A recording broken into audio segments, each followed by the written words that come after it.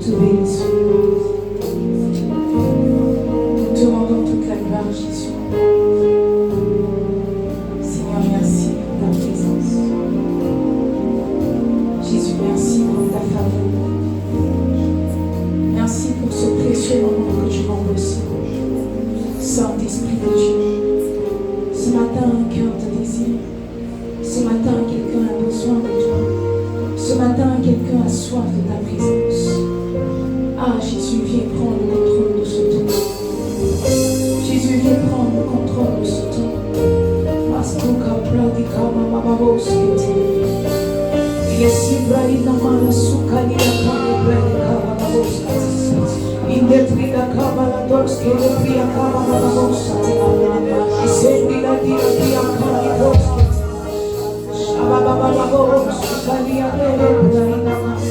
Est-ce que quelqu'un peut parler à son Dieu ce matin? Est-ce que quelqu'un peut lui dire, Jésus, j'ai soif de toi. Jésus, je désire ta présence au Seigneur. Jésus, je désire te voir autrement. Ainsi comme là, il m'a pas sous ta terre. Elle est qui la brasi comme dans le bosque. Il est si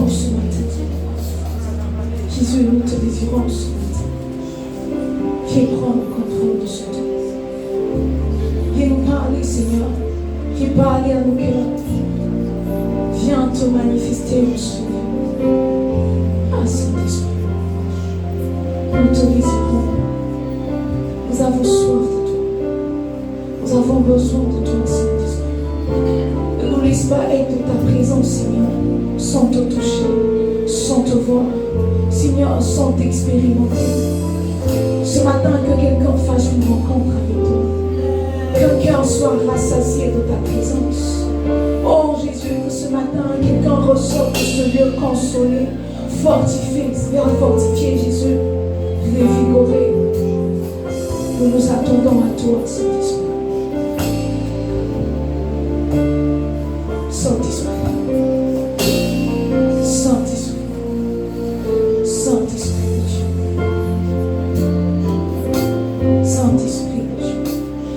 Mets-toi en souillure. Mets-toi en souillure.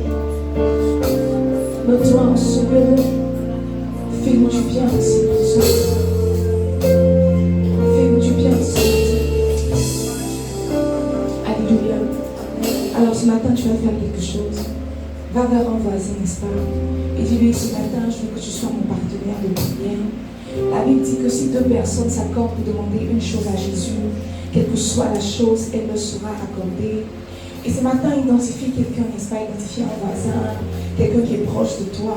Mais tu peux même te déplacer dans la salle Et je veux que tu lui dises, je veux que tu sois mon partenaire de prière. Et alors que tu lui tiens la main, demande-lui, est-ce que tu peux me partager ton sujet de prière? Ce matin, je veux m'ériger en intercesseur de toi, en intercesseuse de toi. Nous entamons, n'est-ce pas, dès demain, la dernière ligne de notre temps de jeûne. Et ce matin, je veux prier pour toi. Demande à ton frère, c'est quoi ton sujet de prière? Je veux prier pour toi, je veux intercéder pour toi. Donne ton sujet à ton frère. Donne ton sujet à ton frère. Donne ton sujet à ton frère. Donne ton sujet, donne ton sujet, donne ton sujet. Je sais que tu as beaucoup de problèmes, mais un sujet, pas beaucoup de sujets, un sujet. Un sujet, dis-lui, je veux que tu sois mon partenaire de prière ce matin. Et s'il t'a partagé son sujet, est-ce que tu peux commencer à élever la voix ce matin? Prie comme s'il s'agissait de toi. Prie comme si ta vie en dépendait. Et comment nous c'est pas des prospérités.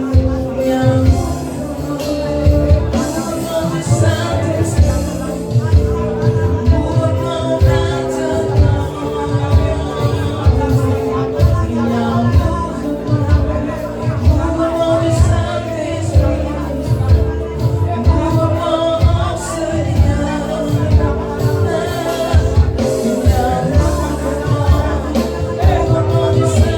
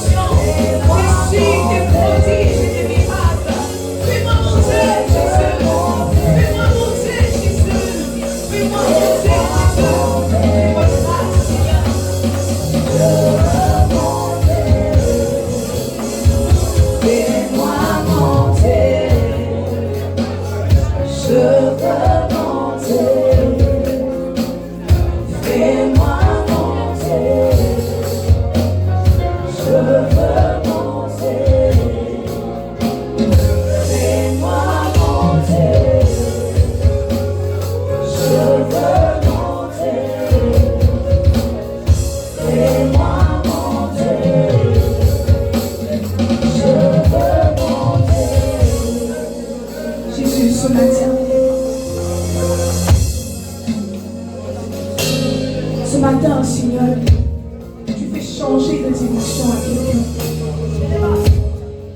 Seigneur, ce matin, tu changes le niveau de quelqu'un. Tu surclasses quelqu'un ce matin. Oh, merci pour ta présence. Merci pour ta présence. Merci pour ta présence, Jésus. Merci pour ta présence, Jésus. Merci pour ta grâce. Merci pour ta faveur. Merci, Saint-Esprit de Dieu. Merci, Saint-Esprit de Dieu. Et si tu crois que Dieu a exaucé tes prières, ce matin, tu vas l'acclamer.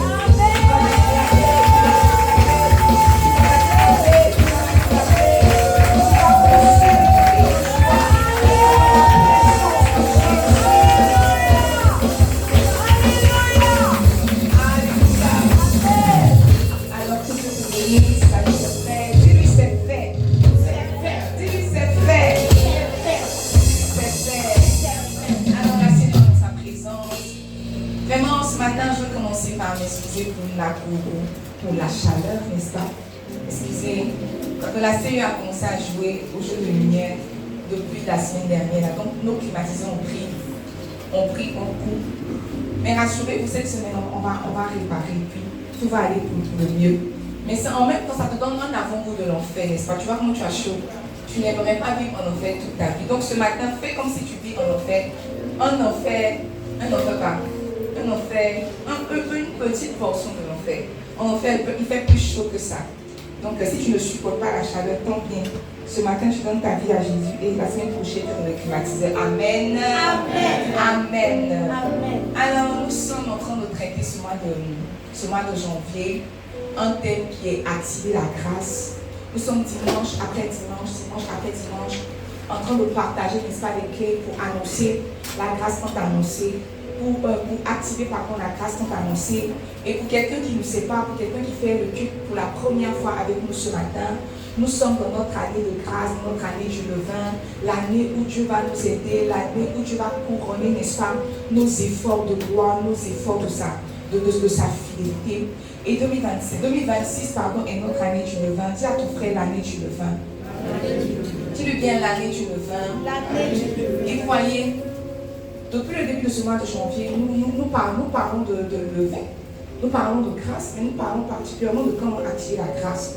Et dimanche après dimanche, nous avons partagé les clés déjà pour activer la grâce qui a été annoncée depuis le 31 décembre. Et je crois que la première semaine, nous avons parlé de l'action de grâce.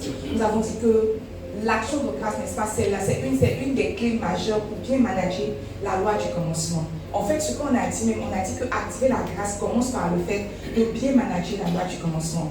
Et bien manager la loi du commencement prend en compte, la première semaine, on a parlé de l'action de grâce. La deuxième semaine, on a parlé de jeûne pour introduire notre temps de jeûne. Au passage, qui a son... Quel est le jeûne? Qui a son 14e jour de jeûne? Oh, dis à ton voisin, tu es spirituel. Qui a son 10e jour de jeûne? Hier, j'ai attrapé mon batteur. Il dit qu'il ne jeûne pas, mais quand il se lève, il prie. Il dit, oh, saucier. Mon propre batteur ne jeûne pas. Mais je crois qu'il va faire la dernière semaine, n'est-ce pas? Nous sommes dans notre temps de jeûne, nous sommes à la montagne, 21 jours, et nous finissons la semaine prochaine, et je nous ferai énormément de bien. Tiens, tu peux tout manquer sauf le cul de la semaine prochaine. Tu peux tout manquer sauf le cul de la semaine prochaine. Tout manquer sauf le cul de la semaine prochaine. Alors nous avons parlé d'action de grâce, nous avons parlé de jeûne, et la semaine dernière, je crois que nous avons parlé de la loi des prémices. On a parlé de la loi des prémices, et je crois que la semaine dernière, d'habitude, je reçois tous les dimanches, mais la semaine dernière, je n'ai pas reçu comme je... La semaine dernière, j'ai tellement reçu. Les gens venaient me demander, mais que prémisse là. Je dis que, mes amis, prémisse, c'est pas possible. Il ne faut pas faire comme si. Il y a un mec qui m'a dit que, si le mois arrive, il n'a pas payé ses prémices, il n'a plus venir à l'église. Il lui a dit que non, toi seulement, il ne faut pas payer. Si tu dois plus payer, si tu dois payer tes prémices, il ne peut venir à l'église, c'est que toi seulement, il ne faut pas payer. Mais c'est pas. Je tiens à préciser que Jésus a dit, je mets devant toi la vie et la mort, n'est-ce pas? Choisis la vie afin que tu vis. Mais il y a d'autres qui choisissent la mort. Donc tu peux choisir de ne pas, c'est pas... Ne payez pas avec contrainte, c'est ça, ne payez pas avec contrainte, ne payez pas et puis pendant que tu entends de pleurer et après tu as accusé que le pasteur a prêché, tu n'as pas vu, Dieu ne te doit pas, le pasteur ne te doit pas. Le père de tes 2 mois après tu as dit que c'était SCV, il n'est pas vu. Mon meilleur de ce qui est fait, encore vu, je crois que comme les 3 enfants, elle va attraper la main. C'est ça, non? Donc cette semaine, n'est-ce pas, je veux partager avec toi la dernière clé, puisque nous sommes le dernier dimanche du mois de janvier. La dernière clé, mais ce n'est pas une des moindres. La Bible dit que la fin d'une chose au milieu de son avancement. Dis à ton frère la dernière clé. La dernière clé. Dis-lui bien la dernière clé. La dernière clé. Alors, mes amis, je réfléchissais. La Bible dit que celui qui réfléchit trouve le bonheur, n'est-ce pas? Et je réfléchissais, je me posais la question de savoir si le rôle de Jésus était de nous sauver, n'est-ce pas? Jésus a donné sa vie pour nous sauver. Donc si son rôle c'était de nous sauver là, pourquoi est-ce que Jésus est venu vivre 33 années sur la terre? Naturellement, il pouvait naître, bon pas forcément naître, il pouvait apparaître, mourir sur la croix et puis retourner. Cette semaine, je méditais la vie de Élie et j'ai réalisé que Élie n'a pas de père, Élie n'a pas de mère. Bon, sinon il a une mère, il a un père, mais ses parents, ses antécédents ne sont pas nommés. On lit le livre de 1 roi et puis arrive un moment, on parle d'Élie de Tishbite. On ne comprend pas son papa, on ne comprend pas sa maman, il a apparu. La même manière dont il a apparu, c'est comme ça qu'il a disparu. Élie n'est pas mort, il a apparu, n'est-ce pas? Et puis il a disparu. Donc vous voyez, si le seul but de Jésus était de nous sauver, il n'avait pas besoin de venir naître, faire 33 années avec nous, et puis la 33e année, se donner à la croix, et puis repartir. Il aurait pu Élie,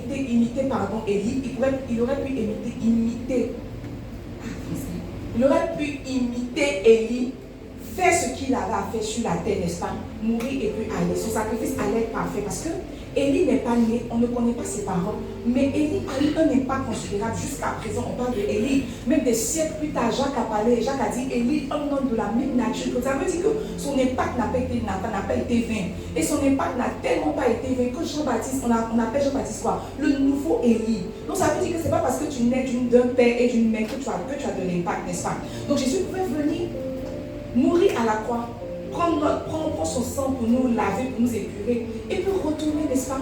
Retourner. Avant, en fait, je réfléchissais, je me posais la question. Et vous voyez, j'ai réalisé même que Jésus n'était pas que venu mourir. Il était venu nous montrer un modèle de vie à calquer.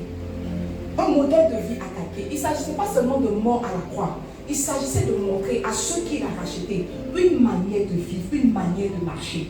La plupart des chrétiens ont beaucoup d'excuses, n'est-ce pas, pour ne pas être productifs. La plupart des chrétiens ont beaucoup, en fait, quand ils t'expliquent leurs excuses tombent. Sauf que les mêmes challenges auxquels nous sommes exposés, Jésus les a plus ou moins vécus.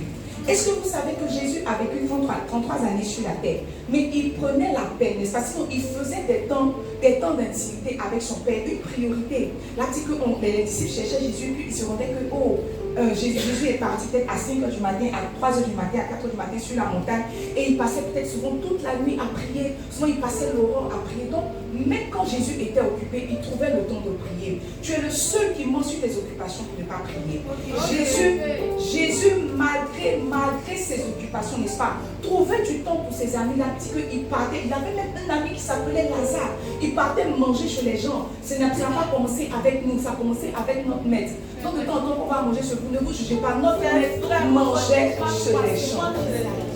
Et même il y a un verset qui dit que voici, je me tiens à la porte et je frappe. Si tu entends ma voix, il faut ouvrir, je rentrerai et je souperai avec toi. Jusqu'à quand tu montreras, il ne vient pas avec le souper. Il vient trouver un souper qui est déjà là et il s'assoit, il mange.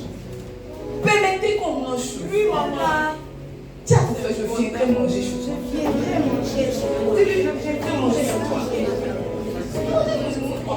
Si on doit suivre notre maître, suivons le bien. Suivons le bien. Et quand nous serons en train de manger chez vous, prenez la peine de laver nos pieds. Oh! Prenez la peine de laver nos pieds. Et si vous avez un quelconque parfum là-bas, cassez-les sur nos têtes. Non, ne les cassez pas. Donnez-nous, on va utiliser. Parce que nous ne savons pas, maintenant on va nous enseigner. Donnez-nous, on va utiliser au jour le jour. Mes amis, Jésus avait une vie bien remplie. Il avait du temps pour la prière. Il avait du temps pour manager 12 personnes. Il avait du temps, n'est-ce pas, pour les prendre à part, pour leur enseigner la parole. Il avait du temps pour faire des miracles. Il avait du temps même pour un charpentier. Il avait du temps. Tu es le seul qui mange sur certaines occupations. Parce que tu vois, tu es une femme ici, tu dis que c'est à cause de tes enfants que tu ne viens pas. Jésus n'avait pas accouché, mais il avait les 12 disciples de qui il était responsable. Ça ne l'empêchait pas de servir Jésus. Ça ne l'empêchait pas de servir Jésus. Le moins qu'on puisse dire, c'est que Jésus était très occupé. Jésus était très occupé. Et il ne s'adonnait pas à la paresse. Jamais. Ce matin, n'est-ce pas, alors que nous terminons le mois de janvier, je veux te partager la dernière clé, mais je crois que c'est une des clés les plus importantes. Parce que on a dit que c'est notre année de grâce. Mais souvenons-nous, mes amis, la Bible dit que Jésus marchait le long de la mer, du lac, du fleuve ou de la lagune, je ne sais pas, parce que Jésus marchait le long de l'eau. Et il a vu des frères, n'est-ce pas, en train de pêcher, tout. Et il est monté dans leur barque. Il a donné l'enseignement. Et après, il leur a dit que, allons en eau profonde. C'est pas ça, allons en eau profonde. Et puis, il leur a dit que jetez votre filet. Et puis, ils ont dit que, oh, mais toute la nuit, nous avons essayé toute la nuit, nous n'avons pas eu de poisson. Mais sur ta parole, nous jetons le filet. Ça veut dire que la grâce est venue les rencontrer déjà sur le bateau, en train d'essayer de pêcher. Okay. La grâce est venue les trouver en activité. Quand on parle de l'année de grâce, il y a quelqu'un qui pense qu'il va se coucher et puis la grâce va tomber sur lui, la grâce va lui donner de l'accélération. C'est archi faux. Les Ivoiriens disent que c'est tout archi faux. L'année de la grâce, c'est l'année où la grâce vient rencontrer les efforts pour produire le miracle. L'année du levain. Même quand on prend même le texte de base du levain, là dit que c'est une femme qui a mis un peu de levain, n'est-ce pas, dans 3 mesures de farine qu'elle a pétri. Ça veut dire que le levain est venu trouver un travail qu'elle était déjà en train de faire. Le levain est venu faire gonfler la pâte. C'est parce qu'il n'y avait pas que le levain a fait gonfler la pâte. Ça veut dire que si elle mettait le levain seulement dans la bassine, il n'y a rien qui allait gonfler. Année de grâce ne veut pas dire année de paresse. Et s'il y a une chose que les chrétiens sont très paresseux. Mes amis, je suis pasteur et je le dis avec assurance. Il y a des problèmes que tu viens m'expliquer là, c'est la paresse, c'est pas autre chose. Mais quand je suis en train de parler de paresse, tu penses que je suis en train de t'accuser. La plupart des chrétiens sont paresseux sans se rendre compte. Parce qu'ils se disent que la paresse, c'est se coucher et de rien faire. Mais c'est pas que ça. La paresse est beaucoup plus grande que ça. Et ce matin, je veux partager avec toi, n'est-ce pas, une clé. Une clé, dis à ton frère une clé. Une clé. Ce matin, je veux parler de vaincre la paresse pour activer la grâce. Vaincre la paresse pour activer la grâce. Qui pense qu'il est paresseux ici? On sait que le message est fini, allons à la maison. C'est que le message est fini, allons à la maison. Mes amis, les chrétiens sont paresseux. Les chrétiens sont paresseux. Je ne sais pas qui vous a prêché l'évangile selon lequel Dieu prend de zéro pour faire un héros.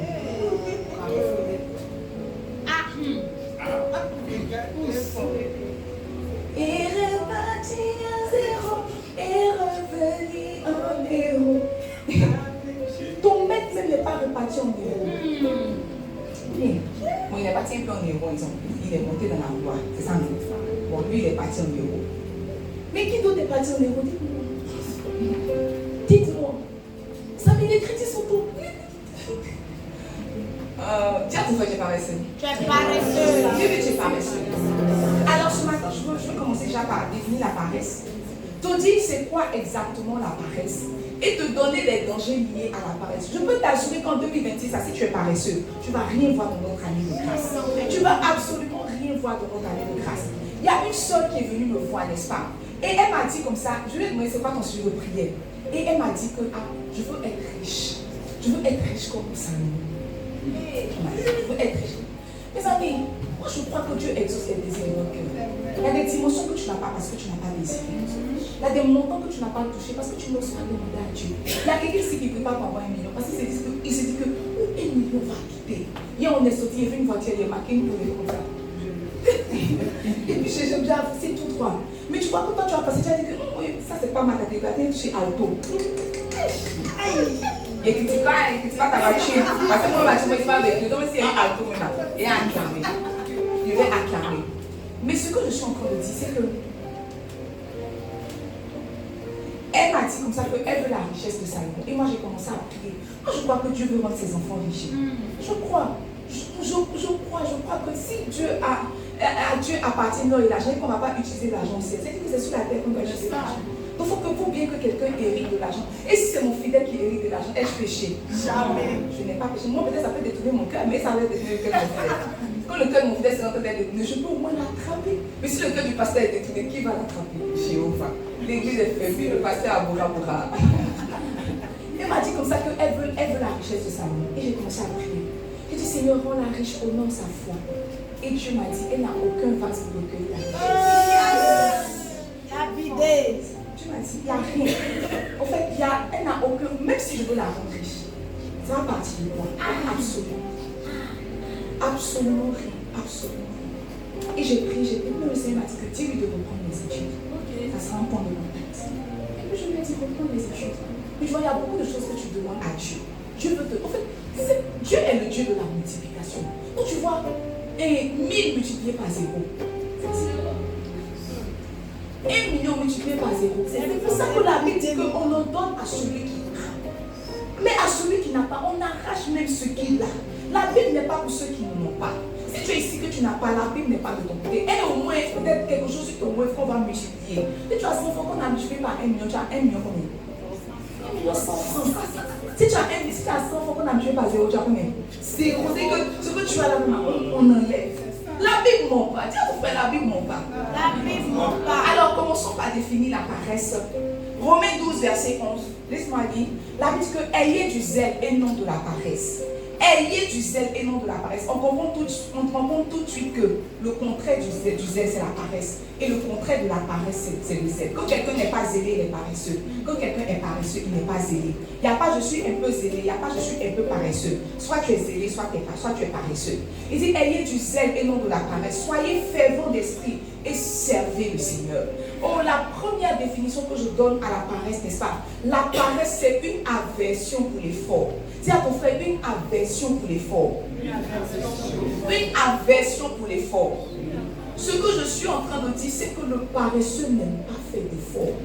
Le paresseux n'aime pas faire d'effort. Et quand je parle d'effort, je ne parle pas que d'effort physique. Le paresseux n'aime même pas réfléchir. Le paresseux n'aime pas penser. Le paresseux n'aime pas prier. Enfin, le paresseux n'aime pas faire d'effort. Le paresseux pense qu'il va venir s'asseoir dans mon bureau pour m'expliquer son problème. Et je vais dire que non, laisse-moi porter ta croix. Toi, avance, va dormir parce que ton pasteur est vivant. Claire, merci. Ton pasteur est clair et vivant. Quand on dit que quelqu'un est paresseux, on entend dire que quelqu'un a une aversion pour l'effort. Qui est ici qui n'aime pas faire d'effort?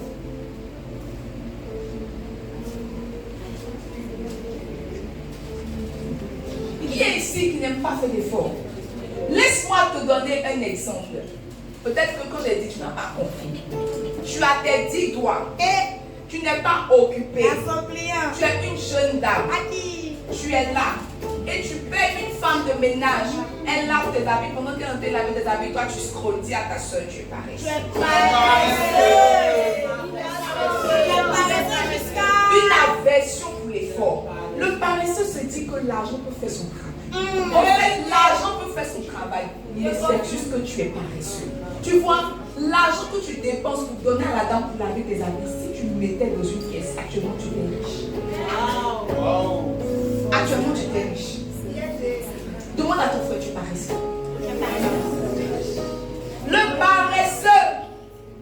Le paresseux peut prendre son bac descendre au sapeur-pompier, descendre la côte légèrement pour venir. Mais le paresseux, arrivé à la côte là, au moins un yongo qui le descend ici 700. C'est pas grand chose 700, mais tu vois, c'est un signe probant de ta paresse. Tu ne veux pas faire d'efforts, tu n'aimes pas faire d'efforts. Dis à ton frère, tu n'aimes pas faire d'efforts. Tu n'aimes pas faire d'efforts. Oui, tu n'aimes pas faire d'efforts. La deuxième définition que je donne à la paresse, c'est que la paresse est une force destructrice. C'est ça, écris le reste. La paresse est une force destructrice. Une force destructrice. Une force qui peut détruire. Voilà. Qui peut détruire, n'est-ce pas? Oui, maman. Et qui peut conduire à la pauvreté, à la honte. Il n'y a pas un paresseux qui est honoré. Il n'y a pas. Tous ceux qu'on honore sont des personnes diligentes. Peut-être que je n'ai pas occupe des ouvriers, mais j'ai montré combien de fois la diligence donne les honneurs. La paresse est déshonorable, n'est pas honorable. La paresse n'est pas honorable. Quand on parle de paresse, on parle de force destructive, n'est-ce pas, qui apporte la honte, qui apporte la honte, qui apporte la honte, qui apporte la honte. La troisième définition, n'est-ce pas, que je donne à la paresse, c'est que la paresse elle, est un désengagement dans le développement des dons et des talents que Dieu nous a donnés. Tu vois, peut-être que tu ne sais pas, mais tu es paresseux quand tes dons ne sont pas en train d'être exploités, quand tes talents ne sont pas en train d'être multipliés. Quelqu'un est paresseux quand il se dit que le don que Dieu m'a donné là va se parfaire tout seul. Tu es paresseux quand tu ne sais pas que Dieu te donne un talent brut, c'est à toi de le peaufiner. Peut-être qu'on a profité sur toi, tu es la prochaine Denamwana et tu as entendu ça, tu penses qu'il y a un ange qui va venir souffler dans ta gorge. Il va souffler dans ta gorge et puis quand tu vas commencer à chanter, les paralytiques vont marcher. C'est de la paresse de penser ça. Un paresseux pense que tout vient à lui. Il n'y a pas d'effort à faire. Il n'y a aucun effort à faire. Tu n'exploites pas, tu ne développes pas les talents que Dieu t'a donnés. Il y a quelqu'un ici qui sait coudre, n'est-ce pas, mais qui prend son aiguille pour faire les boutons. Il ne va pas se dire que peut-être que ça c'est un talent que je vais aller développer dans une école de stylisme. Non. Quand on va poser celui que tu es le prochain, j'ai trouvé. Sa main va tourner, sa main va tourner, qu'il a un don de couture. Quand il va finir là, c'est pour raccommoder 2 boutons sur 2 chemises.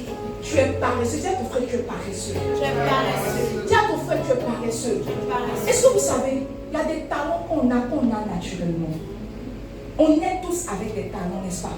Mais tant que tu n'es pas en train d'exploiter tes talents, tu es paresseux. La plupart ne savent pas que en fait, c'est dans les talents que Dieu a mis notre richesse. C'est dans les talents que Dieu a mis notre richesse. Qui ici est en train de travailler les études qu'il a fait à l'école? C'est français et parler. Qui ici fait le travail pour lequel il a étudié? Personne. Il y a quelqu'un qui a étudié droit qui fait comptabilité. Il y a quelqu'un qui a fait comptabilité qui est en train de faire études de droit. Il y a quelqu'un qui a master qui est la voiture. Il y a quelqu'un dont tu vois, l'école est là pour nous donner une certaine manière de réfléchir. Mais généralement, ce qui nourrit un homme, ce qui donne à un homme de s'imposer, c'est son talent. Remarquez, la plupart des personnes qui sont en train d'influencer, elles sont en train d'influencer à cause d'un talent, pas à cause des études qu'elles ont fait, à cause d'un talent. À cause de ta papa me dit que Ronaldo a étudié le ballon. Même quand il a étudié le ballon, l'étude est venue trouver déjà un talent. Tu es le seul qui a un talent qui ne l'exploite pas. Et ça, on appelle ça la paresse. Dis à ton frère la paresse. La paresse. Dis à ton frère la paresse. La paresse. La quatrième définition que je donne à la paresse, c'est que la paresse est une vie de fainéantisme. Le paresseux s'attend à ce que tout vienne à lui. Le paresseux s'attend à ce qu'on lui donne. Il s'attend à ce qu'on lui donne. Il se dit qu'il va se coucher, Dieu va envoyer sa femme. Il se dit qu'elle va se coucher, Dieu va envoyer son mari. Ça va faire comme pour Boaz là. C'est pas toujours. Après Boaz, après l'histoire de Ruth, je n'ai jamais vu encore quelqu'un qui a rencontré Boaz. Il y a des exceptions dans la Bible. Tu as lu ça, tu as dit que tu es la prochaine Ruth de ta famille. Tu es paresseuse. Te marier va exiger le fait que de temps en temps, tu portes une petite paire de talons, un petit jean brillant et que tu partes marcher vers l'hôtel ivoire. Et puis un blanc va te dire, wow, this girl. Ok. Tu es assise à l'ivoire là-bas, tu as pris un petit verre de bissap de 10 000 parce qu'elle dit qu'il n'y en a pas conservé à bébé. Un petit verre de bissap 10 000 francs, tu es en train de siroter parce que quand c'est 10 000, tu ne bois pas. Tu sirotes. Tu vois ça. Et puis, elle va venir, oh bonjour mademoiselle, comment vous allez? Ah, ça va, fait quoi? Nous, j'ai un rendez-vous, tout. Mais je peux m'asseoir avant que la fille n'arrive. Allez-y. Vous faites quoi dans la vie? Mais c'est ça aussi, monter des moyens, il faut qu'elle fasse. Je me défends. Je me défends. Je dis, ok, on m'appelle. Je me défends pas mal. Vous faites quoi dans la vie? Non, je suis administrative. Ah, mais c'est bien. Donnez ma carte. Moi, je suis directeur de telle entreprise et tout. Après, on peut se prendre un café? Oui, monsieur. Mais toi, tu te dis que tu vas te coucher quelque part là-bas. Seigneur, appelle mon mari alors que je suis dans la prière. Je l'attire du nord, je l'attire du sud, je l'attire de l'est. À l'instant même, qu'il fasse un son sur moi. C'est de la paresse. C'est de la paresse émotionnelle. Les gens ne savent pas qu'on va chercher garçon. On cherche garçon. Oui, il faut chercher garçon. Sinon, le garçon va te trouver où? Bien. Dis à ta soeur, cherche garçon. Cherche doucement aussi. Cherche doucement aussi. On cherche garçon, on cherche femme. On cherche, ou bien si tu ne cherches pas, tu ne peux pas trouver. On cherche. Madame Pam et son mari l'a cherché depuis on partait à l'école. Il a sécurisé sur les bancs. Ils ont fait 11 ans de relation avant de se marier. 11 ans. Il a laissé le produit. Lui, il a laissé le produit, il est devenu formé maintenant. La 11e année, il a dit bon, on peut aller maintenant cueillir chez les parents. Tu ne cherches pas garçon, tu ne cherches pas garçon. Amen. Donc le paresseux est fainéant. Il se dit que tout viendra à lui. Alors que ce n'est pas comme ça que le monde spirituel fonctionne. Ce n'est pas comme ça aussi que la vie fonctionne. Généralement, on se lève. Même le monde dit que le monde appartient à ceux qui se lèvent tôt, à ceux qui sont en mouvement, pas à ceux qui sont couchés. Maintenant, un point sur lequel je veux appuyer, c'est que généralement, on se dit que la paresse, même c'est un manque d'activité. Mais ce n'est pas toujours. La paresse, ce n'est pas toujours être actif. Être paresseux aussi, c'est être distrait. Je te donne un exemple. Peut-être que tu t'es levé ce matin, tu as dit que je vais laver mes habits. Et tu as fait sortir tous tes habits. Et pendant que tu as fait sortir tous tes habits, ton téléphone a sonné. Tu as décroché. Quand tu as fini de décrocher, tu dis que tu as lu une notification. Une deuxième notification. Le temps que tu te rends compte, tu es étalé sur le fauteuil. Tu devais laver tes habits, mais tu n'es pas en train de laver tes habits. Donc tu vois, tu n'es pas inactif, mais tu n'es pas en train de faire ce que tu devrais faire. Quand quelqu'un n'est pas en train de faire la bonne chose dans la bonne saison et dans le bon temps, le ciel le considère comme quelqu'un de paresseux. Le fait que tu ne laves pas tes habits ne veut pas dire que tu n'es pas actif, mais tu es actif en train de faire la mauvaise chose. C'est l'heure de la lessive, tu prends l'heure de la lessive pour scroller. Et quand 15 heures, tu dis que, ah bon, demain, le soleil même est parti, demain j'ai lavé, tu es paresseux, c'est pour ça que tu es paresseux. Dis-lui, tu es paresseux. Maintenant, tu vois, la paresse est une maladie de l'âme. Et comme toutes les maladies plus ou moins s'identifient par des symptômes. Les maladies s'identifient par des symptômes. Est-ce que tu vois quelqu'un en train de vomir, en train d'avoir le corps chaud, et on ouvre un peu ses yeux, on voit qu'elle a les yeux un peu jaunâtres, tandis que tu as un peu d'anémie, un peu de palud, et puis un peu d'infection, on te met un petit ballon. Donc quand on a identifié ces symptômes, on s'est rendu compte que c'est là elle fait le palud. C'est comme ça, tu vois, il y a des signes qui prouvent que quelqu'un est paresseux. Il y a des signes qui prouvent que quelqu'un est paresseux. Il y a des signes qui montrent, en fait, il y a des signes qui t'alertent sur le fait que, oh, tu es en train de devenir paresseux, ou bien, oh, ce chrétien-là, il est paresseux.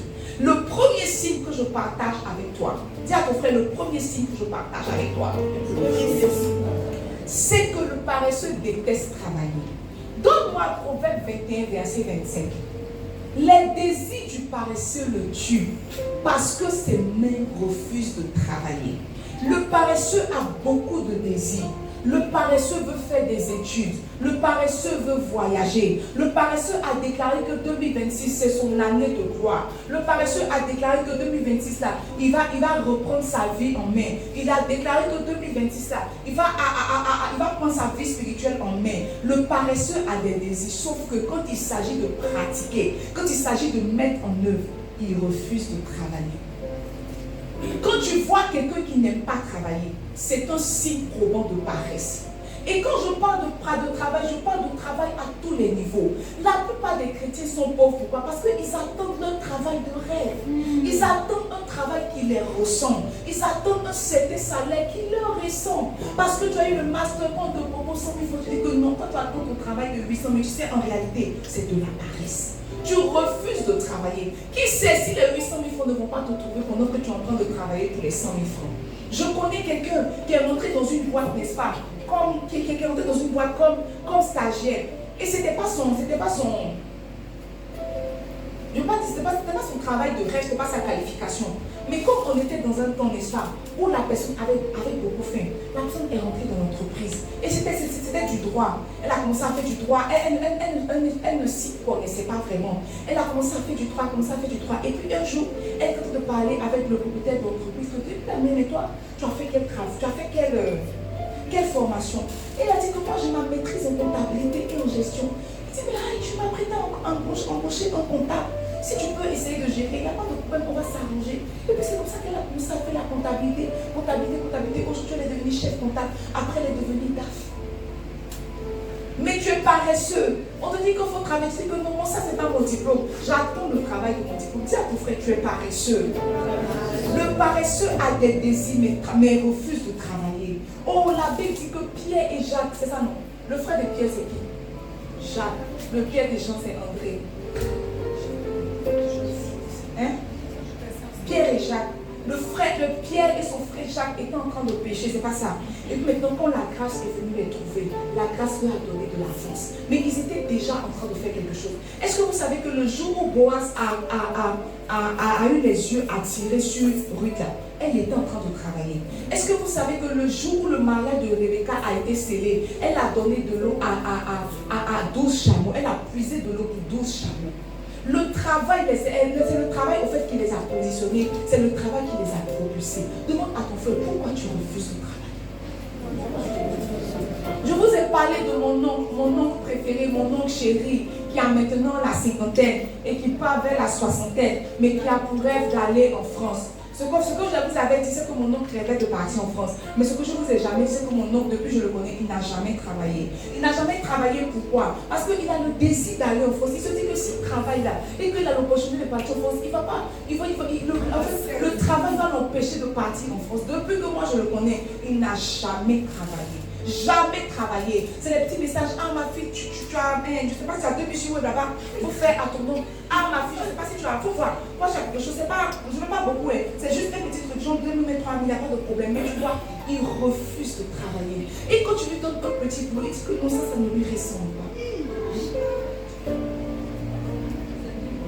Bon, il est un garçon Cléo. C'est un garçon clair. Il est vraiment clair. Il est très beau. Il est très beau. Il est très fin. Donc, et puis généralement, il se fait entretenir par ses go. Le paresseux refuse de travailler. Il ne veut pas travailler. Il y a ton voisin qui a côté qui ne veut pas travailler. Elle a des diplômes. Elle a posé un petit travail de servante. Elle a dit que ça ne le donne pas. Elle ne sait même pas si le propriétaire de la maison est célibataire. Il va l'épouser. On a dit que à soi servante. Elle dit que non, je peux être servante, c'est 10 millions. Tu es paresseux. Dis-lui, tu es paresseuse. Est-ce que vous savez que... En fait, quand je me suis assise dans ma vie, je me suis rendu compte que j'ai toujours été riche. C'est vrai. Je ne me souviens pas dans ma vie. Bon, pas que je me suis mariée. Je ne me souviens pas dans ma vie d'une saison où j'ai vraiment été pauvre. Parce que tu sais quoi? Quand on partait à l'école, j'étais un fin pâtissier, une fine pâtissière. J'étais une pâtissière de haut vol. Et je faisais les petits gâteaux pour vendre, n'est-ce pas? Témoigner. C'est vrai ou c'est faux? Je faisais les gâteaux de haute qualité pour vendre à l'école. Et j'avais l'argent, je nourrissais tous mes Européens. Je nourrissais mes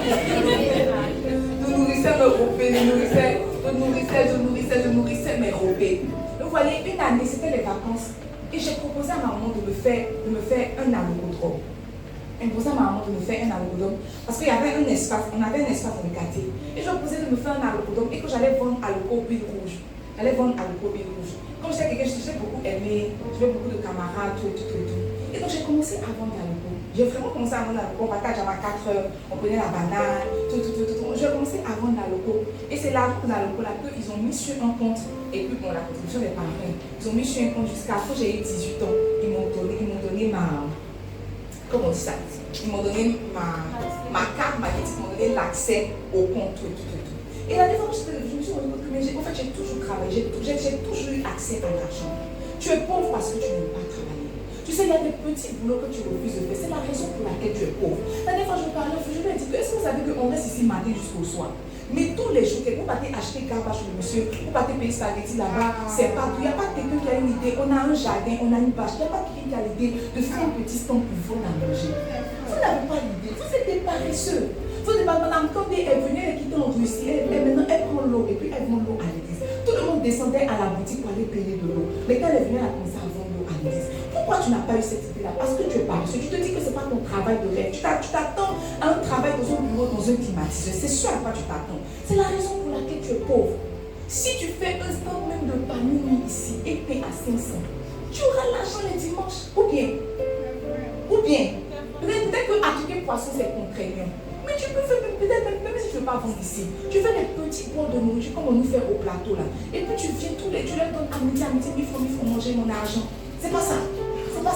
L'accueil a commencé à vendre jus ici pour payer leurs uniformes. Mais avant ça là, toujours ils vont te donner maman, tu peux payer mon tissu, maman, tu peux prendre mon habit, maman, mes cheveux, maman, mes pieds, maman, mes mains. Quand la responsable est arrivée, elle a dit que bon, je vous donne un fonds de commerce. Vendez jus ici, et puis l'argent de jus là, vous savez comment vous payez vos uniformes. Elles ont commencé à travailler. Aujourd'hui, elles mettent laisse, elles se maquillent, elles mettent fossiles.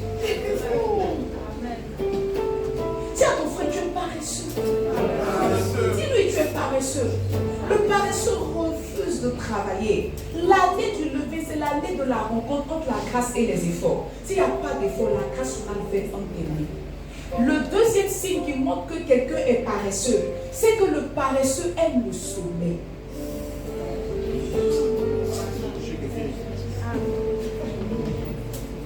Le paresseux aime le sommeil. Je veux que tu demandes à ton frère, aimes-tu dormir? Proverbe 6, verset 9 à 11. Proverbe 6, verset 9 à 11. Donne-moi ma portion d'écriture. Il dit paresseux, jusqu'à quand seras-tu couché? Ah! Quand te lèveras-tu de ton sommeil? Verset 10. Un peu de sommeil, pas beaucoup de sommeil. Un peu de sommeil, un peu d'assoupissement, un peu croiser les mains pour dormir, 3 mois de suspension, et la pauvreté te surprendra comme un vol, comme un rôdeur, et la disette comme un homme en larmes. Salomon dit paresseux, paresseux. Quand est-ce que tu vas te lever de ton sommeil? Peut-être que tu ne te rends pas compte, mais quelqu'un qui n'arrive pas à maîtriser son corps est un paresseux. Quelqu'un qui n'arrive pas à réguler ses temps de sommeil est un paresseux. Tu ne peux pas quitter, je dois venir dormir à l'église, c'est un signe de paresse. Il ne faut pas mentir sur ce que les sorciers m'ont assoupi. C'est toi-même, tu es assoupi et c'est toi le sorcier. Paresseux. Donc, on va rester. Il dit paresseux. Jusqu'à quand seras-tu couché? Non, je ne dors pas et je suis étendu. Paresseux. Jusqu'à quand seras-tu couché? Quand te lèveras-tu de ton sommeil? Peut-être que vous ne vous rendez pas compte. Est-ce que vous savez que la seule fois où Dieu a mis quelqu'un dans un profond sommeil, c'était pour lui cacher un mystère? C'est pas vrai? Genèse. La Bible dit que quand Dieu voulait faire la femme, il a mis Adam, n'est-ce pas? Genèse 2, verset 21. Alors l'Éternel Dieu dit, l'Éternel Dieu fit tomber un profond sommeil sur l'homme. Toi-même, ce n'est pas l'Éternel qui a besoin de faire tomber un profond sommeil sur toi. Toi-même, tu fais tomber. En fait, toi-même, tu tombes dans un profond sommeil. En fait, ça veut dire que dans l'organisme de Adam, ce n'était pas prévu qu'on dorme profondément. Ce n'était pas prévu que l'homme dorme profondément. Donc, pour créer la femme là, Dieu a dû faire dormir Adam profondément. Mais Adam, ce n'est pas toi. Toi, quand tu attrapes le lit comme ça, tu attrapes au lit, tu dors jusqu'à ta bouche, jusqu'à tu passes. Tu dors, en fait, tu dors. Souvent, il y a des gars, en fait, moi, j'ai mes ouvriers ici. Souvent, on fait veiller, tu sais. Souvent, quand tu peux éveiller, la journée a été difficile, la semaine a été difficile. Tu as les petits temps de, tu vois, non? Tu as les petits temps où tu t'assoupis, mais ce n'est pas mes ouvriers.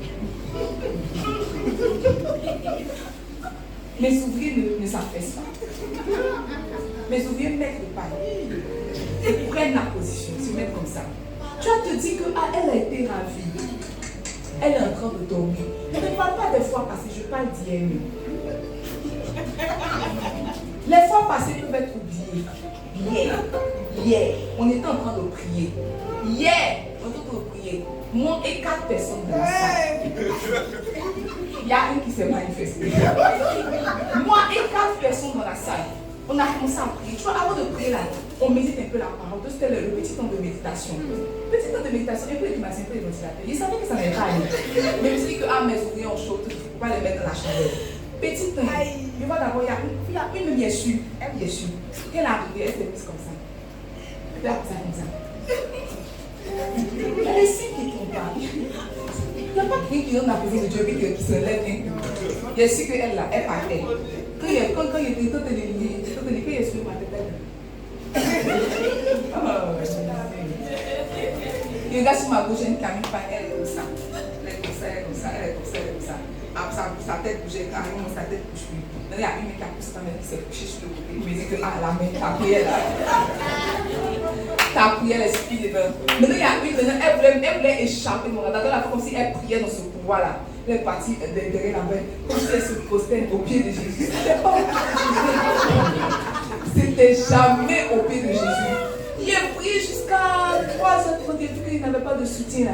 Il a coupé ma musique, il s'est repris. Ce qui s'est passé après là, je ne sais pas. Quand il a voulu couper ma musique, là, il va l'aider à arrêter. On a qu'à arrêter. Allez, c'est que vous voulez faire juste là. On a qu'à arrêter, c'est bon. Allez vous reposer. Si quelqu'un n'arrive pas à maîtriser son corps, c'est un paresseux. C'est donc tu ne peux pas laisser ton corps dormir jusqu'à. Ton corps va dormir jusqu'à. Tu vas te demander ta plaisir. Tu dis que, oh, le sommeil m'a emporté. C'est signe de paresse. Si ton frère, c'est signe de paresse. Dis-lui, c'est tous des signes de paresse. Généralement, on a reçu une éducation selon laquelle c'est quand on dort qu'on se repose. Mais c'est faux. C'est faux. Bill Wright a chanté, il dit le repos c'est pas dormir, n'est-ce pas? C'est rester dans la présence. Ésaïe 40, il a dit quoi? Que ceux qui se confient en l'Éternel renouvellent leur force. Donc tu vois, ce n'est pas dormir qui donne du repos, c'est se confier en l'Éternel qui donne du repos. Tu dors beaucoup parce que tu te dis que je veux prendre des forces, mais généralement, quand on dort beaucoup, on se réveille, on est fatigué. On se réveille, on est fatigué. Jésus a dit, il dit, venez à moi, vous qui êtes fatigués, chargés, je vous donnerai quoi? Ça veut dire que le repos ne se trouve pas dans le sommeil. Le repos ne se trouve pas dans le sommeil. Je pense même que Dieu nous a donné le sommeil de temps en temps pour nous visiter dans nos songes. Mais on ne dort pas pour se reposer. On dort pour aller au ciel qui est venu. Comment je vois ça? On dort pour aller au ciel. Normalement, quand un chrétien dort là, c'est son corps qui est couché, mais son esprit navigue, son esprit voyage. Quand Jean te dit que j'ai été enlevé, ce n'est pas son corps qui a été enlevé, c'est son esprit qui a été enlevé. Et comme son esprit a été enlevé, son corps était inactif. Toi-même, quand l'esprit veut enlever ton esprit, l'esprit vient trouver ton corps dort, ton esprit dort, ton âme dort. On dit bon, laissons pour la prochaine fois. Et tout chanter, je veux voir ce que l'œil n'a point vu, mais tu dors comme l'œil n'a point dormi. Tu dors comme l'œil n'a point dormi. Tu venez à moi, vous qui êtes fatigué, je vous donnerai du repos. Le repos est dans la présence de Dieu. Venez à moi, vous tous qui êtes fatigués. La prochaine fois, si tu es fatigué, ne va pas dormir. Va dans la présence de Dieu. Venez à moi, vous tous qui êtes fatigués, chargés, je vous donnerai du repos. Verset 29. Il dit, prenez mon joug. C'est pas non. Prenez mon joug sur vous et recevez mes instructions, car je suis doux et humble de cœur, et vous trouverez du repos pour vos âmes. Le repos se trouve dans la présence de Dieu. Trop dormir, c'est signe de paresse. Quand on était à la maison, ma maman nous réveillait à quelle heure? À 6 heures. Elle dit, femme, dors pas dans sa maison jusqu'à 8 heures. Elle te réveille à 6 heures, maintenant tu es à 6, tu fais quoi? Elle dit, il faut rien faire. Il faut rester là jusqu'à quoi tu vas te coucher. Mais femme, dors pas. Mais moi, j'ai 2 filles à la maison, elles dorment jusqu'à 11 heures. Donc c'est à 11 heures qu'elle se lève. Elle nettoie un peu la maison, elle commence à préparer, tout. Après, elles vont se recoucher encore. En tout cas, elles passent leur journée à dormir. C'est la paresse. C'est la paresse, n'est-ce pas? Le troisième signe de quelqu'un, sinon si tu veux identifier quelqu'un qui est paresseux, en plus du sommeil, est de l'aversion au travail. Le troisième signe par lequel tu pourrais l'identifier, c'est que le paresseux donne toujours des excuses. Le paresseux donne toujours des excuses. Toujours des excuses. Le paresseux a toujours un prétexte. Donne-moi Proverbe 26, le verset 13. Il dit, le paresseux dit qu'il y a un lion dehors. C'est ça, non? Je vais lire mon verset 13. Le paresseux dit, il y a un lion sur le chemin, il y a un lion dans les rues. Pourquoi tu ne sais pas sortir aujourd'hui? Ah, il y avait un lion dehors. Pourquoi tu n'as pas travaillé aujourd'hui? Ah, il sortait, il y a vu lion. Pourquoi tu n'es pas parti au marché? Il y a vu lion. Pourquoi? Le paresseux a toujours une excuse. Toujours une excuse. Pourquoi tu vas venir à l'église? Je venais, mais pendant que je venais, tu en fait, le paresseux dit, il y a un lion sur le chemin, il donne un prétexte. Peut-être que vous ne le savez pas, mais Dieu, moi je crois que la parabole des talents nous montre que Dieu ne reçoit pas toujours des excuses.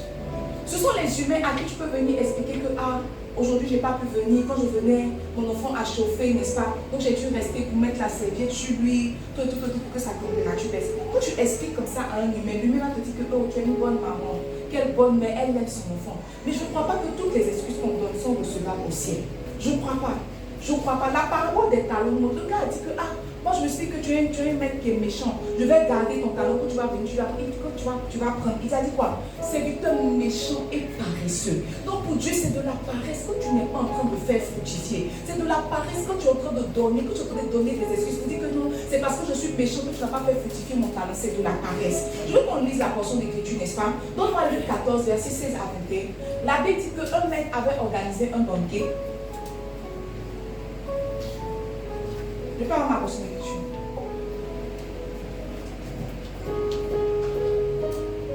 Je peux avoir. Luc 14, verset 7. Jésus lui répondit. Un homme donna un grand souper et il invita beaucoup de gens. Verset 17. À l'heure du souper, il envoya son serviteur dire aux conviés, venez car tout est déjà prêt. Mais tous unanimement se mit à s'excuser. Le premier lui dit, j'ai acheté un champ et je suis obligé d'aller le voir. Excuse-moi, je te prie. Verset 19. Un autre dit, j'ai acheté 5 paires de bœufs et je vais les essayer. Excuse-moi, je te prie. Un autre dit, je viens de me marier et c'est pourquoi je ne suis pas allé.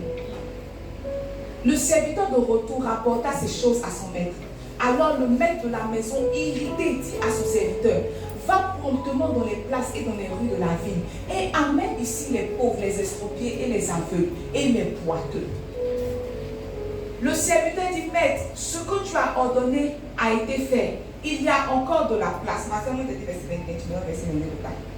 La Bible dit que le monsieur a organisé un banquet. Certainement, avant d'organiser le banquet, ce qu'il a organisé le banquet, il a fait livrer les cartes d'invitation. Et ils ont donné leur ok, je serai là. Sauf que le jour de la fête, il y a un qui dit que je viens d'acheter des bœufs. C'est à l'heure de ta fête, je vais essayer les 5 bœufs. Il y a un autre qui dit que j'ai acheté des terres, je vais aller voir mes terres. Et il y a un troisième qui dit que bon, je suis mariée, c'est pour ça que je ne peux pas venir. La Bible dit que le mec a été irrité. Et ce qu'il a fait quoi? Il les a remplacés. Moi, je crois que dans la maison du Seigneur, tous ceux qui se donnent des excuses sont remplacés d'une manière ou d'une autre. Souvenons-nous quand Élie a commencé à se plaindre du fait que je suis resté le seul prophète en Israël, je suis fatigué, je t'ai servi, mais tu laisses Jézabel me persécuter. La Bible dit que Dieu lui a dit, va, tu vas poindre Jéhu pour roi, mais quand tu vas poindre Élisée pour prophète après toi. Pour prophète après toi, toutes les fois où tu es en train de donner des excuses, tu es en train de dire à Dieu que tu peux te passer de moi. Tu peux prendre quelqu'un d'autre. Je suis pas apte à travailler. Je ne suis pas apte à ce que tu comptes sur moi. Le paresseux aime se donner des excuses. Pourquoi tu ne travailles pas? Moi, mes parents ne m'ont pas mis à l'école. Pourquoi tu ne sais pas lire? Moi-même, c'était difficile pour mes parents. Mes parents ne m'ont pas mis à l'école. Pourquoi tu ne sais pas faire tant? Moi-même, c'est la vie ne m'a pas favorisé. Pourquoi le paresseux a tout des excuses? Tu ne sais pas lire parce que tu ne t'es jamais levé pour aller dans une école pour prendre les inscriptions. Ce n'est pas ton papa qui t'a appris à chercher garçon, mais tu as appris seul. Ça veut dire que tu peux toi seul aller prendre à une école pour te demander, s'il vous plaît, je peux apprendre à lire et à écrire. Apprenez-moi. Vérité. C'est pas ton papa. C'est même pas ton papa. Tu sais comment tu as connu garçon? Ça veut dire que toutes les fois tu passes devant une école. Bonjour les enfants, comment vous allez? Tu sais toi-même, tu ne sais pas lire. Tu ne te dis pas que je vais rentrer dans l'école pour te demander, s'il vous plaît, bonjour. Est-ce que vous avez des cours d'alphabétisation? Oui, c'est combien? 10 000 francs. D'accord, je viens m'inscrire. Lisons la Bible. Mais moi, je ne sais pas lire. Je ne vais pas passer à l'école. Pourquoi je ne vais pas à l'école? T'es un peu difficile si mes parents, ils ne m'ont pas mis à l'école. Tu es paresseux. Tu es paresseux. Tu es paresseux. Ah, pourquoi tu ne chantes pas bien? Moi-même, c'est la voix que Dieu m'a donnée. Oh. C'est comme c'est ça que je estimé. Il y a une ici, là, elle ne chante jamais. Oh. Pourquoi tu ne chantes pas? Oh. J'ai un chat dans la gorge.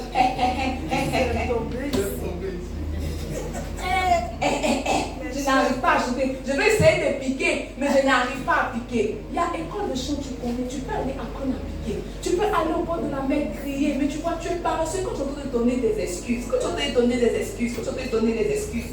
On dit à quelqu'un, je ne vais pas à l'école. Il dit, mais comment je vais jouer un travail et boulot? Comment tu faisais pour jouer une gare et puis école?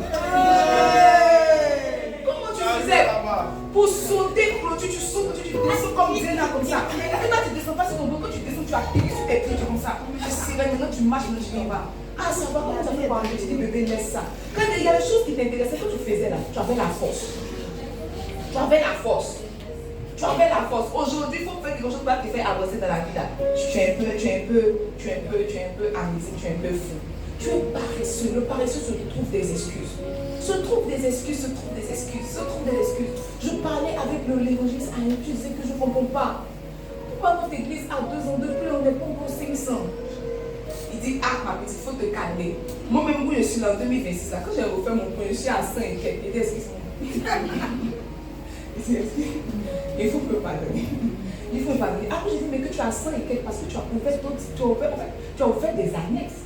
Et les bergers sont bons. Puisque les brebis se reconnaissent les bergers. Donc les bergers sont naturellement repartis avec leurs brebis. Mais tu n'as pas 100. Tu as plusieurs qui se sont dispersés. Et puis il m'a envoyé une vidéo de papa, de mon propre papa qui prêchait. Et j'étais assise devant lui. Et mon papa disait comme ça que tu es naïf. Quand tu penses que les choses vont venir à toi. Que tu vois, que lui il a commencé à s'exposer, quand son ministère a commencé à devenir joli. Sinon ça fait 21 ans. 21 ans qu'il essaie de faire l'église. Mais c'est la partie vilaine, on n'a pas vu, il n'y a pas caméra. Mais ça fait 21 ans qu'il essaie de faire l'église. Maintenant il demande à pasteur Abel, toi ça fait combien d'années? Pasteur Abel dit ça fait 20 ans. Il demande à pasteur Bertrand Oyoa, il dit ça fait 20 ans. Tous ceux qui sont assis comme ça, ils ont 20 ans. Maintenant moi j'étais en train de pleurer pour la 2e année. Et on me dit que, ah, excuse-moi.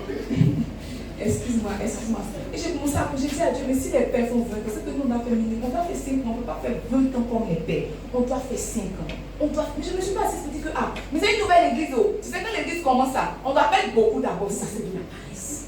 C'est de la paresse. Tu essaies de trouver des excuses. Allez chercher les âmes. La mère, quand nous on s'en va là, on les invite, mais ils ne veulent pas nous suivre. La mère, eux, nous donnent rendez-vous. Dis à ton frère, tu es paresseux. Le paresseux se donne des excuses. Tu es paresseux. Le 4e signe, n'est-ce pas, pour identifier un paresseux, c'est que le paresseux gaspille son temps et son énergie. Le paresseux gaspille son temps et son énergie. Proverbe 26, verset 14.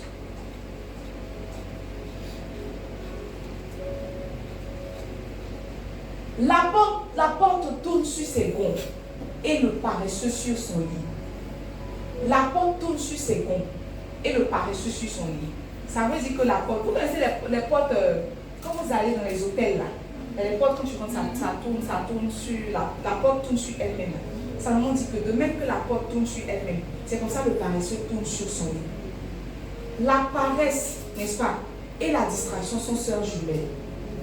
Quand quelqu'un est paresseux, il est distrait. Et quand quelqu'un est distrait, il est paresseux. Je vous disais tantôt que être paresseux, c'est ne pas faire la bonne chose dans le bon temps. Peut-être que cette saison, dès le début de ce mois de janvier, Dieu avait prévu, peut-être que tu fasses quoi? Laisse-moi dire quelque chose.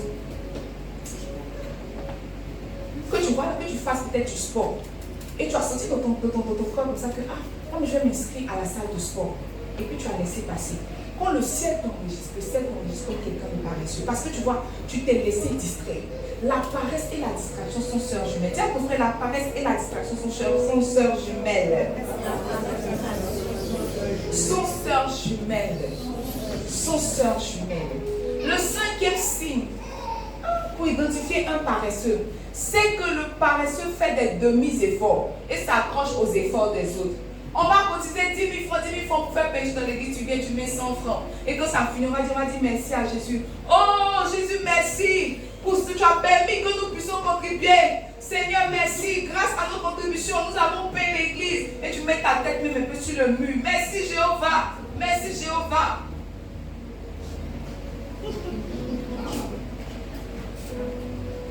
Tu es paresseux. Si tu es paresseux. Le paresseux ne fait que des demi-efforts. Proverbe 18, verset 9. Je peux mes portions d'écriture rapidement. Celui qui se relâche dans son travail est frais de celui qui détruit. Est-ce que vous savez que pour Dieu, commencer et ne pas terminer, c'est un péché? C'est mieux de ne pas terminer, c'est mieux de ne pas commencer quand tu sais que tu ne vas pas terminer. Il dit celui qui se relâche dans ses efforts est frais de celui qui détruit. Ça veut dire que quand tu commences quelque chose et que tu ne termines pas, le ciel t'enregistre comme quelqu'un qui détruit, comme Satan. Parce que le Satan est là pour manger, pour détruire, n'est-ce pas? Et pour voler, pour détruire, et pour égorger. Égorger, détruire. Satan est là pour le mal. Quand tu commences quelque chose et que tu te relâches, tu as le même ADN que Satan. Vous ne posez pas la question de savoir pourquoi Jésus se met à la fin et au début. Il dit je suis alpha et je suis oméga. Il dit la fin d'une chose vaut mieux que ceci. S'il dit que la fin vaut mieux que ce commence, ça veut dire que quand tu commences ça, il t'attend à la fin. Peut-être qu'il y a quelqu'un qui a commencé le jeûne avec nous, qui n'a pas terminé la dernière semaine là. Il a échoué. Parce que Jésus est commencement et fin. Il est alpha et oméga. Celui qui commence, qui se relâche, est frais de celui qui détruit. Le paresseux fait de demi-efforts. Il fait de petits efforts, On dit qu'on va prier, on va prier 1 heure. Le paresseux est zélé jusqu'à la 30e minute. Maintenant, il pousse la chaise, il s'assoit. Maintenant, les 30 autres minutes, il fait là-bas. C'est la paresse. Tu commences, mais tu n'as pas la force pour terminer. C'est la paresse qui fait ça. Tu te dis que je vais commencer un projet. Cette année-là, je vais lire ma Bible tout entière. Tu as commencé par jeunesse comme ça. Tu as lu jeunesse, c'était palpitant, c'était passionnant, c'était palpitant, c'était passionnant, c'était palpitant, c'était passionnant. Maintenant, viens arriver jeunesse 50 comme ça là. 49. Tu as manqué 1 jour, 2 jours, 3 jours. Tu dis que bon, la Bible même là, on a une année pour lire. On a tout le temps pour lire. Tu es par exemple, tu vois, tu as commencé, mais tu t'es relâché. Tu as commencé un livre que tu n'as pas terminé, c'est la paresse. Qu'est-ce que tu as commencé que tu n'as pas terminé? Ça va, tu as mis quelque nourriture au feu. Tu as vu te coucher un peu, un film a commencé. Au lieu de te lever pour aller voir la nourriture, tu dis que dernièrement le gaz, quand je vais me lever, je vais continuer. Tu es là, c'est la paresse. Le paresseux fait de demi-efforts, mais surtout, il aime s'approcher aux efforts des autres.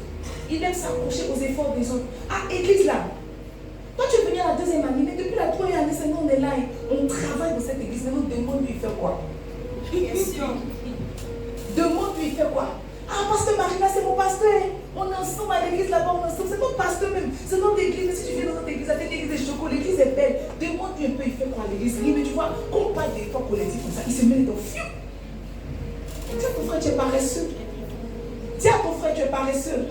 On fait le nettoyage par famille, c'est pas ça. Donc, comment je viens voir que la salle est nettoyée, je dis que toute la famille a travaillé, merci à la famille Sabaoth, merci à la famille Jiré. Mais quand tu vas t'asseoir, tu vas faire le bruit, il y a des gens dans la famille qui sont permis de ne pas travailler. Ce sont des paresseux. Ce sont des familles que quand on voit l'effort collectif là, on se dit que mais quelle famille, quand on prie dedans, il y a certains qui n'ont pas mis la main à la pâte. Il y a bien, si vous êtes mes fidèles, si vous ne connaissez pas, je vous connais. Je vous connais vous tous. C'est la paresse. Mon frère, c'est la paresse. C'est la paresse. Maintenant, alors qu'il me reste 10 minutes, laisse-moi, n'est-ce pas, te partager. C'est combien de minutes il me reste? 10 minutes. Alors qu'il me reste 10 minutes, laisse-moi partager avec toi, n'est-ce pas, les dangers liés à la paresse. 10 minutes, c'est pas grand-chose. Des dangers liés à la paresse. Qui pense qu'il est paresseux? Jésus, le peuple que tu m'as donné. Qui pense qu'il va guérir de sa paresse? En tout cas, Jésus vous m'aider, n'est-ce pas?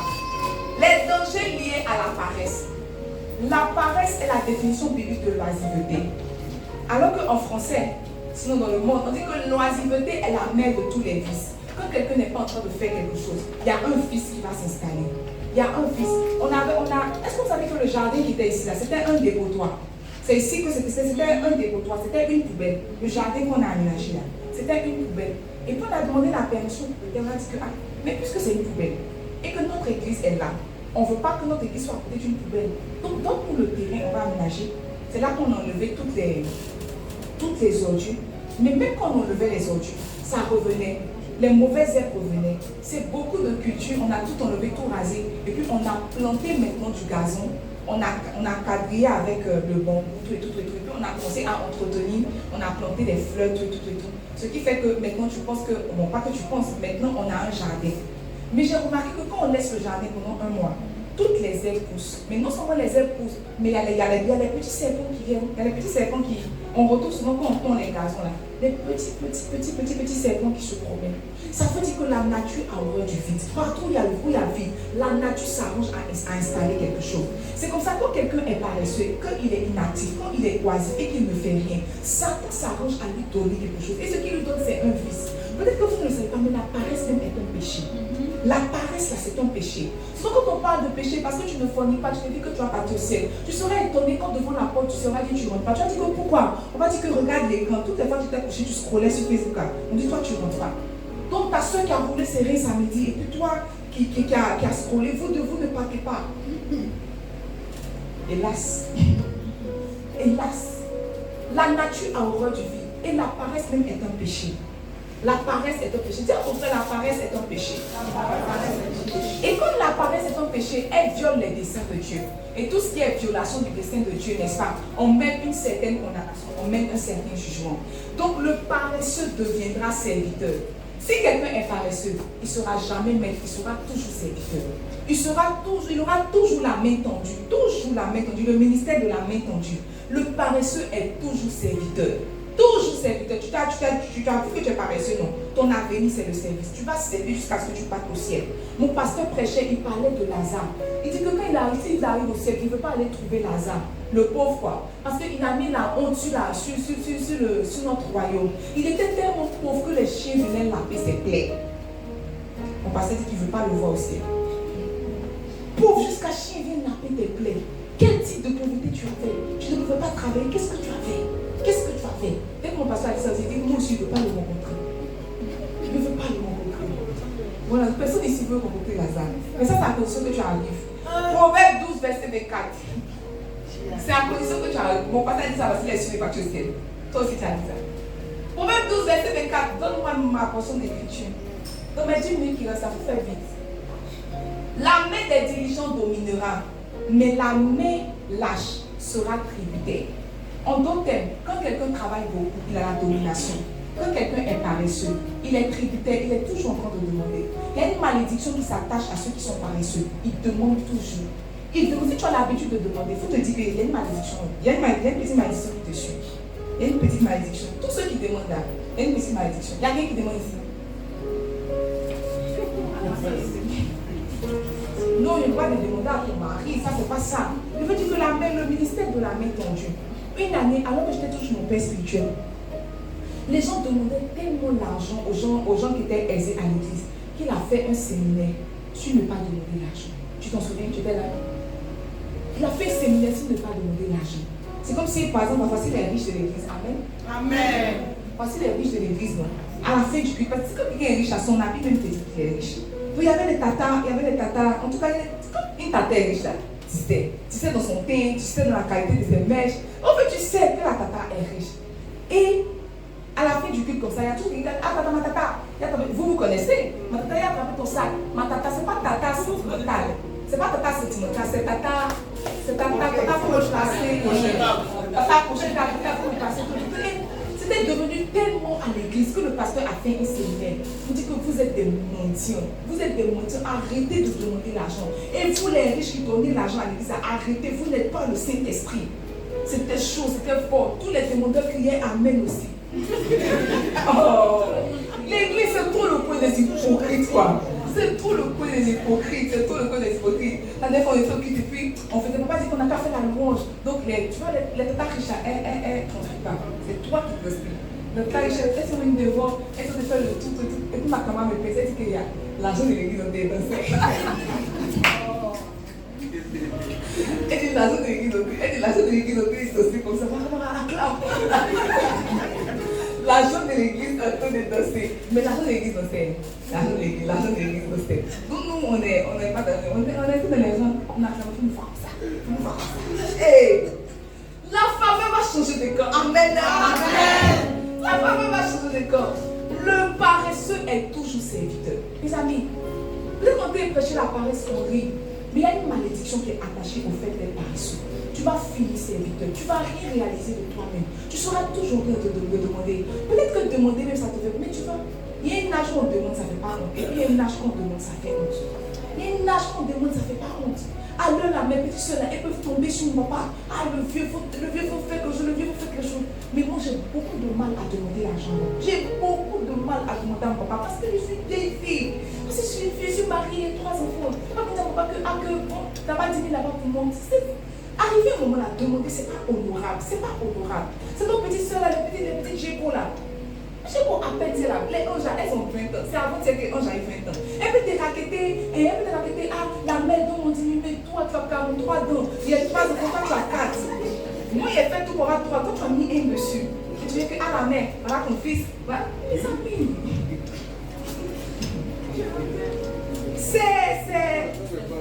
C'est fort, voilà, c'est fort. C'est fort. Le paresseux a toujours la main en jeu. La deuxième, n'est-ce pas, malédiction rattachée au fait d'être paresseux, c'est que le paresseux finit par devenir pauvre. Quand tu es paresseux, tu finis par devenir pauvre. Moi, je crois au Dieu qui bénit l'œuvre des mains. Je crois.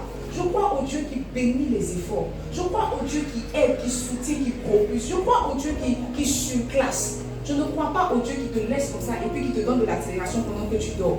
Non, je ne crois pas. Je ne crois pas en ça. Je ne crois pas. Le paresseux finit par devenir pauvre. Donne-moi, n'est-ce pas, Proverbe 13, verset 4.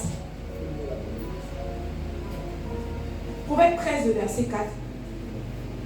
Il dit, l'âme du paresseux a des désirs qu'il ne peut satisfaire, mais l'âme des hommes diligents sera rassasiée.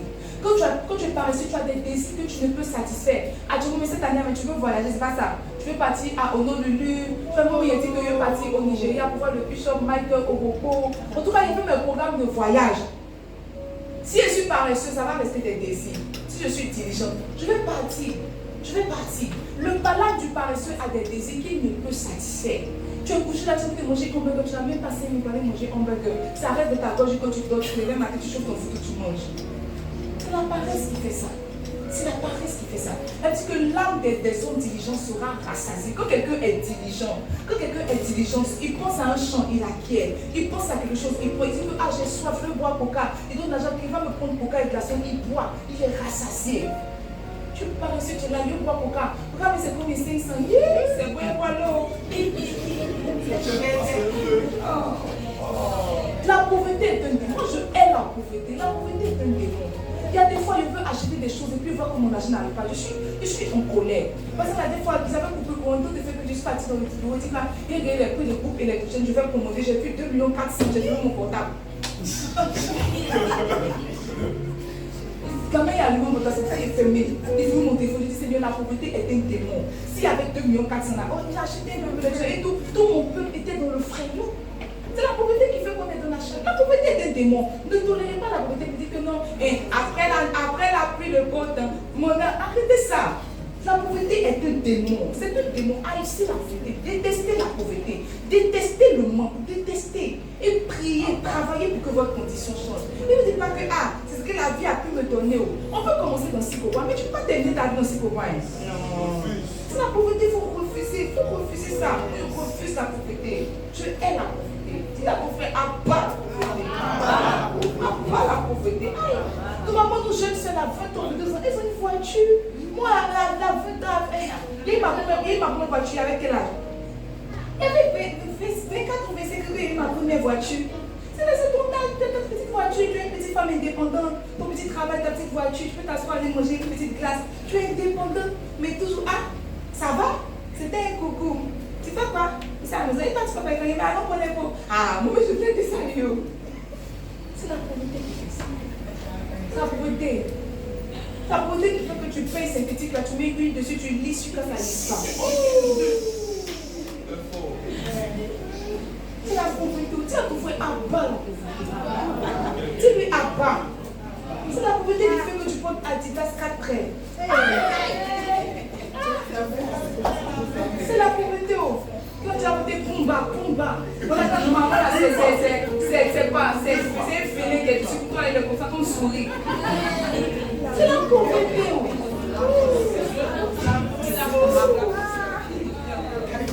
Oui, c'est la pauvreté. Voilà, Calimon là, il est comme ça. Lui, il est prêt à travailler. Calimon là, il est comme ça, ça peut être par Lacoste. Lacoste. Il est qu'il appelle sa New Balance, la 15 000, c'est original. Parce qu'ils ont écrit N dessus, c'est New Balance. NB là, c'est New Balance. C'est la pauvreté. Une des manières d'arriver à la pauvreté, c'est de sortir de la paresse. Le paresseux, il est pauvre, pas parce que Dieu ne lui a pas donné, parce que chaque fois que Dieu a mis une opportunité devant lui, il n'a pas su la saisir. Il n'a pas su. Je crois que Dieu donne des opportunités. Ils ont coupé l'électricité depuis 4 h du matin. Et je me dis, Seigneur, mais si l'électricité ne vient pas, comment on va faire? Fais-nous grâce, fais-nous grâce. Et puis on a appelé le gars de la boulangerie. Il dit, mais si tu ne fais pas le pain aujourd'hui, prête-nous ton groupe électrogène. Et puis il dit d'accord, on est branché actuellement sur son groupe électrogène. J'ai vu la grâce de Dieu, il aurait pu dire que non. Il aurait pu dire non. Dieu donne des opportunités, Dieu aide les autres. C'est juste que quand l'aide est venue, l'aide n'est rien venu trouver. Et la troisième malédiction, n'est-ce pas, liée à la paresse, c'est que la paresse finit, en fait, le paresseux finit par être privé de la présence de Dieu. Le paresseux finit par être privé de la présence de Dieu. Dieu ne traite pas avec les personnes paresseuses. Il dit mon Père agit. Il dit mon Père agit encore. C'est que Dieu est au ciel, mais il continue de travailler sur la terre. Dieu a pris 6 jours pour faire la terre. Il s'est reposé que le 7e jour. Toi, tu te reposes 6 jours, mais donc tu travailles un seul jour. Un seul jour. Dieu même aime le travail. Dieu prône le travail. Dieu est le seul qui le travaille. Il dit mon Père agit encore jusqu'à présent. Mon Père agit encore. Dieu s'arrange à ce que les luminaires se lèvent, à ce que le soleil, à ce que les temps, les saisons arrivent. Il fait concourir nos pas. Il fait se rencontrer les hommes. Dieu continue de travailler. Mais toi, tu ne travailles pas. Le paresseux finit par être privé de la présence de Dieu. Souvenons-nous, dans Matthieu 25, le serviteur paresseux méchant, par exemple, il a dit quoi? Va, jetez-le dans les lieux où il y a des pleurs et des crissements dedans. Parce que quand tu es paresseux, tu n'as pas accès à la face humaine. Tu n'as pas le droit d'être dans la présence humaine. Quand tu es paresseux, tu es privé de la présence de Dieu. Il y a beaucoup de personnes qui ne sont plus, qui sont privées de la présence de Dieu. Ce n'est pas parce qu'elles ont forniqué, ce n'est pas parce qu'elles ont menti, ce n'est pas parce qu'elles ont volé. C'est juste à cause de la paresse. Dieu n'aime pas le paresseux. Et Dieu n'aime pas la paresse. Cette année, alors que nous parlons de grâce, je t'en supplie, il faut que tu sortes de la paresse. Il faut que tu sortes de la paresse. Il faut que tu sortes de la paresse. Il faut que tu sortes de la paresse. Il faut affronter les choses que Dieu a prévues pour toi. Depuis le début de la semaine dernière, j'ai commencé à prier pour affronter tout ce que Dieu a prévu que je fasse en janvier. Pour affronter tout ce que Dieu a prévu que je fasse en février. Pour affronter tout ce que Dieu a prévu que je fasse en mars. Je ne veux pas qu'un mois ne passe, n'est-ce pas, sans que je n'ai affronté ce que Dieu a prévu pour moi dans ce mois-là. Et quand j'ai commencé à prier pour ça, un jour, je suis en train de prier. Puis Dieu m'a dit, mais termine ton livre là. Quand il m'a dit ça, j'ai pris mon livre, j'ai commencé à travailler, j'ai terminé mon livre. J'ai vu que j'allais remettre à plus tard ce que j'aurais pu faire en quelques jours. Il faut prier pour ça, il faut prier pour affronter, il faut prier pour affronter les bonnes, pas pour affronter le mariage. Il faut prier pour affronter les promesses de Dieu. Il faut prier. Seigneur, tu as des projets pour moi en février. Alors que je suis en train de prier, je prie pour la capacité d'affronter tous les projets que tu as pour moi en février. Prier pour affronter ça. Dieu n'aime pas la paresse. Nous parlons d'activer la grâce, n'est-ce pas? Je t'ai partagé 4 clés durant ce mois de janvier pour activer la grâce. C'est vrai que les clés ne sont pas exhaustives, mais si tu les appliques l'une après l'autre, il n'y a pas de raison que tu manques de grâce cette année 2026, n'est-ce pas? Et ce matin, je veux que tu pries. Je veux que tu pries. Si tu as identifié dans ton caractère la paresse, je veux que tu demandes pardon au Seigneur. Parce qu'on a dit que la paresse est un péché. Et quand tu finis de demander pardon au Seigneur, tu pries pour la grâce d'être diligent. Tu pries pour la grâce d'être diligent, pour la grâce de faire ce que tu dois faire et ce dans le bon timing, pour la grâce d'enfanter ce que Dieu a prévu pour toi. Élève la voix, prie le Seigneur ce matin. Nous venons devant ta face ce matin. Nous venons devant ta face ce matin, Jésus, et nous te demandons pardon. Seigneur, nous te demandons pardon. Seigneur, nous te demandons pardon. Nous te demandons pardon, nous te demandons pardon, nous te demandons pardon, nous te demandons pardon, nous te demandons pardon, nous te demandons pardon, nous te demandons pardon, nous te demandons pardon, nous te demandons pardon, Jésus, toutes les fois, nous avons été paresseux, toutes les fois nous avons manqué de diligence, toutes les fois nous avons manqué de diligence, nous te demandons pardon, nous te demandons pardon, nous te demandons pardon. Ce matin, entre en toi-même et demande pardon à Jésus pour toutes les fois où tu as été paresseux, pour